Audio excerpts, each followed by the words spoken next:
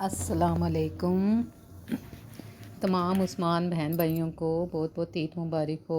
आज आपको मैंने याद दहानी करानी है कि ईद वाले दिन अपने जितने भी आपके जानने वाले हैं, जितने भी रिश्तेदार हैं जानने वाले हैं, वो वफ़ात पा चुके हैं, उनकी कब्रों पर ज़रूर जाएं और दुआएं मग़फ़िरत करें उनके लिए। देखें, आज हम कब्रिस्तान गए और हमारी फैमिली ने अपने जितने भी थे जानने वाले, मेरी नानी, मेरे ससुर और हमारे और रिश्तेदार और कोई दोस्त अहबाब जो फ़ौत हो चुके थे, हम उनकी कब्र मुबारक पर गए और हमने उनके लिए भी दुआ की। और जितने भी वहाँ पर मदफून थे अफराद, हमने उनके लिए दुआएं मग़फ़िरत की।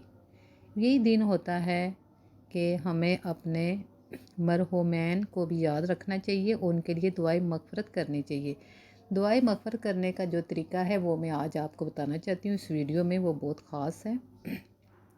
जब भी इंसान दुआ करता है, चले हम लोग पढ़े लिखे हैं लेकिन जो हमारे बुज़ुर्ग हैं और वो पढ़े लिखे नहीं हैं, तो हमें उनको सिखाना चाहिए। दुआएं मग़फ़िरत में मैंने किसी किताब में पढ़ा था कि जब आप किसी के लिए दुआएं मग़फ़िरत करें तो सबसे पहले आपने पढ़ना चाहिए औज़ुबिल्लाहि मिनश्शैतानिर्रजीम बिस्मिल्लाहिर्रहमानिर्रहीम।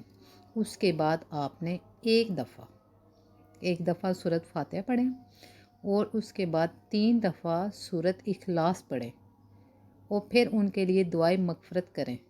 आपको पता है कि सूरत फातिहा तो फातिहा के लिए पढ़ी जाती है और 3 दफ़ा सूरत इखलास यानी कुल हु अहद, सूरत फातिहा, अल हम्द शरीफ और सूरत इखलास, कुल हुवल्लाहु अहद। आपको पता होना चाहिए कि 3 दफ़ा आप पढ़ेंगे सूरत इखलास तो एक कुरान पाक का सवाब मिलेगा। इसलिए जब भी आप किसी के लिए दुआएं मग़फ़िरत करें, पहले आपने औज़ुबिल्लाहि मिनश्शैतानिर्रजीम बिस्मिल्लाहिर्रहमानिर्रहीम, उसके बाद एक दफ़ा अल हम्द शरीफ और 3 दफ़ा कुल शरीफ पढ़कर उनके लिए दुआ करें।